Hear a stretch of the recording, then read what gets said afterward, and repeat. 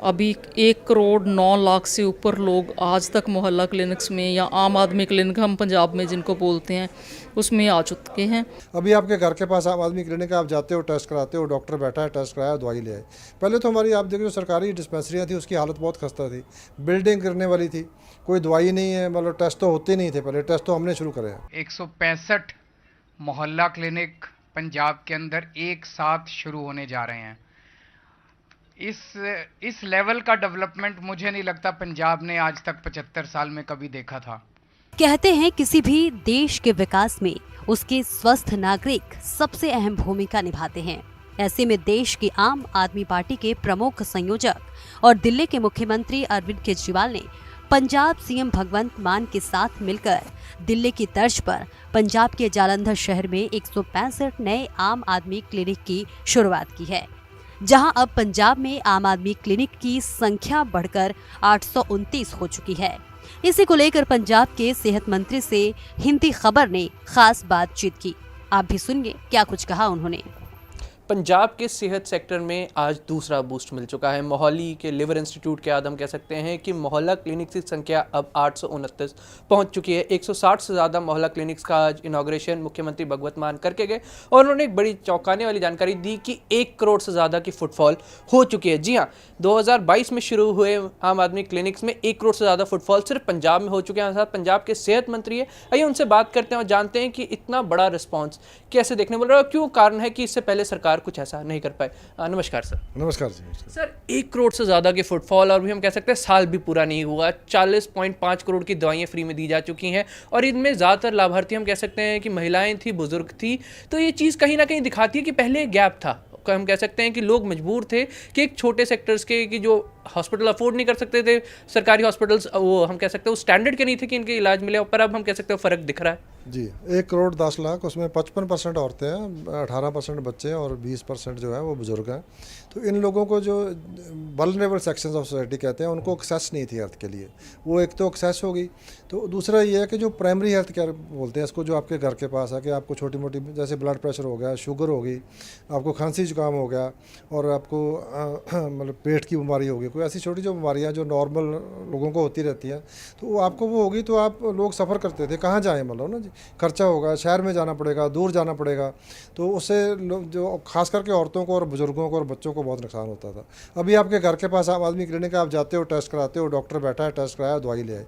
पहले तो हमारी आप देखो जो सरकारी डिस्पेंसरियाँ थी उसकी हालत बहुत खस्ता थी, बिल्डिंग गिरने वाली थी, कोई दवाई नहीं है, मतलब टेस्ट तो होते नहीं थे। पहले टेस्ट तो हमने शुरू करे हैं। तो टेस्ट तो लिए तो बाहर जाना पड़ता था। हम कह सकते हैं कोई भी डॉक्टर आते हैं तो रेफर कर दिए जाते थे या फिर टेस्ट बाहर जाके करा के आइए, उसके बाद हमें रिपोर्ट दिखाइए। टेस्ट लिख के दे देते थे, दवाइयाँ भी बाहर से लिख देते थे। पहले लोग क्या करते थे कि आपको मतलब अंदर से गोली दे दी, 2-3 जो मतलब लोग ये कहते थे कि 10 पैसे वाली गोली अंदर से मिलती है, जिससे ठीक होना है बाहर से मिलती है। अब बाहर से नहीं, सारी दवाई अंदर से मिलती है, जिससे ठीक होना है वो भी अंदर से मिलती है। ये फ़र्क पड़ गया, इसकी वजह से लोगों का विश्वास हो रहा है। लोगों को विश्वास है, आंकड़े सी तौर पे हम कहते हैं, झूठ नहीं बोलते, कि 55% महिलाएं हैं। महिलाओं के लिए हम कहते हैं सबसे ज़्यादा मुश्किल होता था, क्योंकि अगर फैमिली मेंबर अगर सारे वर्किंग है तो सबसे पहले तो महिलाओं को ये होता है कि दूर हॉस्पिटल जाए या ना जाए, अच्छा हॉस्पिटल मिलेगा या नहीं मिलेगा। अब ये चीज़ कर दी गई है कि अगर वो हॉस्पिटल भी जाती है तो वहाँ पर भी फ्री सेवाएँ हैं। अगर वो छोटी मोटी बीमारियाँ जैसे नॉर्मली हम कहते हैं पेट खराब हो गया, बुखार हो गया, खांसी हो गई या दवाइयाँ लेनी है, तो उसके लिए आम आदमी क्लिनिक्स है। तो ये चीज़ एक बहुत ही सिस्टमैटिक प्रोसेस में चल रहा है। तो सर, आगे का लक्ष्य क्या है? क्योंकि चीज़ होती है एक हम कह सकते हैं फ्यूचर इनसाइड लेके चलते हैं, तो आप वो क्या लेके चले हैं? देखो, इसमें जैसे आपने कहा कि अलग अलग लेवल हैं। प्राइमरी केयर में आम आदमी क्लिनिक हो गया और जो हमारे प्राइमरी हेल्थ सेंटर है जहाँ पे ये सारी बीमारियों का 90 से 95% लोगों का यहीं पे काम पूरा हो जाता है, उनको आगे ज़रूरत नहीं पड़ती। अब किसी को ऑपरेशन चाहिए, एक्सरे चाहिए, अल्ट्रासाउंड चाहिए, CT स्कैन चाहिए, MRI चाहिए, उसके लिए हमारे डिस्ट्रिक्ट हॉस्पिटल है, वहाँ पर हमने ICU का बंदोबस्त कर दिया। उसके बाद हार्ट की सर्जरी होनी है, ब्रेन की सर्जरी होनी है, मेडिकल कॉलेज टर्शियरी केयर है, वहाँ भी हमने अरेंजमेंट कर दिया। यहाँ पर 80 दवाइयाँ हैं, डिस्ट्रिक्ट हॉस्पिटल में 500 होगी और मेडिकल कॉलेज में जाके 1200 दवाइयाँ होगी और जो कंज्यूमेबल्स है सारा कुछ। तो ये एक पूरी जो चेन है, हेल्थ की चेन है लोगों के लिए। इसके सबसे बढ़िया ये है कि हमने CM की योगशाला शुरू करी है हमारे मुख्यमंत्री ने। उससे लोग बीमार होना कम हो जाएंगे, मतलब बंद नहीं हो जाएंगे, फिर भी कुछ लोग बीमार हो सकते हैं लेकिन कम हो जाएंगे। बेटर लाइफस्टाइल, आहार और विहार ठीक करना है, तो कंप्रीहेंसिव हेल्थ केयर जो लोगों को दे रहे हैं। पंजाब की जनता को 165 नए आम आदमी क्लिनिक देने वाले आप सरकार के प्रमुख अरविंद केजरीवाल ने भी पंजाब के लोगों को बेहतर सेहत सुविधा देने का वादा पूरा करते हुए अपनी खुशी जाहिर की। 165 मोहल्ला क्लिनिक पंजाब के अंदर एक साथ शुरू होने जा रहे हैं। इस लेवल का डेवलपमेंट मुझे नहीं लगता पंजाब ने आज तक 75 साल में कभी देखा था। अभी पूरे 2 साल भी नहीं हुए हमारी सरकार को, 2 साल होने में भी 16 दिन बाकी हैं। 16 मार्च को शपथ 14 दिन बाकी हैं, तो 14 दिन बाकी हैं। 2 साल से कम में इतने बड़े स्तर के ऊपर 829 मोहल्ला क्लिनिक आज शुरू हो गए। लगभग कोने कोने के अंदर अब मोहल्ला क्लिनिक पहुंच रहे हैं। अब बस ये देख रहे हैं कि कौन से ऐसे इलाके रह गए जहां पे मोहल्ला क्लिनिक नहीं है। अब वहां पे उन इलाकों के अंदर मोहल्ला क्लिनिक बनाएंगे। हिंदी खबर ने पंजाब के director health and family welfare doctor Adarshpal Kaur से भी बातचीत कर सीएम मान द्वारा बताए गए हेल्थ डाटाबेस को भी जानने की कोशिश की। मुख्यमंत्री भगवंत मान ने आज पंजाब को सेहत सेक्टर में एक और तोहफा दिया है। आज पंजाब को 165 नए और मोहल्ला क्लिनिक मिले और इसी के साथ हम कह सकते हैं पूरे पंजाब में आम आदमी क्लिनिक्स की संख्या 829 हो चुकी है। हमारे साथ director health and family welfare doctor Adarshpal Kaur है, उनसे ही बात करते हैं। मैम, एक बड़ा बूस्ट मिला है, हम कह सकते हैं घर घर एरिया जाके अब हम कह सकते हैं कि आम आदमी क्लिनिक खुल चुके हैं जहाँ पे लोग मिनटों में उनको दवाइयाँ मिल जाती हैं और ईज ऑफ डॉक्टर फैसिलिटी रहती है। तो क्या कहेंगे कि क्या टारगेट लेके चले थे और कितना पूरा हो सका है?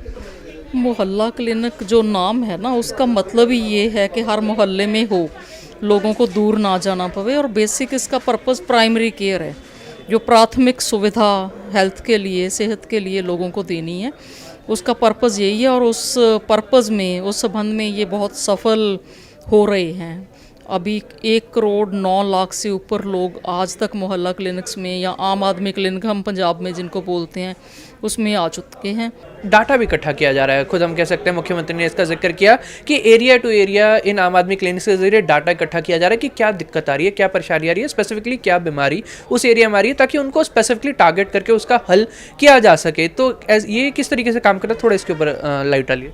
ये डिजिटल प्लेटफॉर्म पे है और ऑनलाइन लाइव हम इनको देख सकते हैं, क्योंकि सारा कुछ डिजिटल प्लेटफॉर्म पे है। जो पेशेंट आएगा वो भी ऑनलाइन चढ़ेगा, दवाई भी ऑनलाइन मिलेगी, उसका जो डायग्नोसिस बनेगा वो भी ऑनलाइन मिलेगा। तो हमें उस एरिया का समझ आ जाता है कि इस एरिया में, मान लीजिए आज किसी आम आदमी क्लिनिक में पेचस के या पीलिया के किसी भी एक बीमारी के केस ज़्यादा आ रहे हैं, तो हमें वो ऑनलाइन पोर्टल पे नज़र आ जाता है। वहाँ पे हमारी टीम बैठी है जो इसको स्क्रूटनाइज करती रहती है। तो उसके कारण ही ये संभव है। ऑनलाइन प्लेटफॉर्म डिजिटलाइजेशन ही मेन की है, जिसमें हमें रिपोर्ट्स अलग अलग इकट्ठी नहीं करना पड़ती, तो हम बैठे बैठाए क्लिक ऑफ बटन पे देख सकते हैं। तो हम कह सकते हैं कि ज़्यादा ईज टैकल होता है कि आप स्पेसिफिकली उस बीमारी से जुड़े डॉक्टर्स को वहाँ पे मोबिलाइज कर सकेंगे और जो हल, जो बाद में एक एपिडेमिक बन सकता है, उसे समय रहते कंट्रोल किया जा सके। हम यही कहें अगर हम बिल्कुल आसान शब्दों में समझे इसे? नहीं, हम ये समझेंगे कि हमें एक तो मैग्नीट्यूड ऑफ प्रॉब्लम पता चल जाती है। अगर मान लो एक एरिया में, एग्जाम्पल के तौर पे बोलूँगी कि पीलिया और है, तो हमें वहाँ पे जाके उसको इन्वेस्टिगेट करना आसान है कि पानी में क्या दिक्कत आ रही है। हम जल स्रोत विभाग से, पब्लिक एडमिनिस्ट्रेशन, वहाँ की लोकल म्यूनिसिपल कॉरपोरेशन के साथ तालमेल करके पानी की चेकिंग करवाएंगे ताकि उसको कंट्रोल किया जा सके। जैसे ज़्यादातर बीमारियां हैं जो पेट की, वो पानी से ही होती हैं। अगर मलेरिया के केस किसी एरिया में ज़्यादा आ रहे हैं या डेंगू के केस किसी एरिया में ज़्यादा आ रहे हैं, तो हम मच्छर के कंट्रोल की तरफ ध्यान देंगे। ये एक तो दवाइयाँ, स्पेशलिस्ट भेजने, वहाँ पे टीम आनी, उसको सर्वे करना, और दूसरा जो बड़ी बात है उसकी प्रिवेंशन के लिए कि वो बीमारी आगे ना फैले, उसमें ये हेल्प करता है। तो ये थे हमारे साथ director health and family welfare doctor Adarshpal Kaur, जिन्होंने एक बिल्कुल चीज़ क्लियर कर दी कि किस तरीके से इस तरीके का जो डाटा इकट्ठा होता है, डिजिटल रूप में इकट्ठा होता है, इससे 2 तरीके से उस बीमारी पे वार होता है। एक, जो डॉक्टर्स वहाँ पे मोबिलाइज किया जाता है, दूसरी तरफ जो सरकारी मशीनरी वहाँ पे मोबिलाइज करने की जरूरत है, वो सब समय रहते वहाँ पे मोबिलाइज हो सकती है। कैमरामैन हैप्पी के साथ जलंधर से हिंदी खबर के लिए अमित कुमार।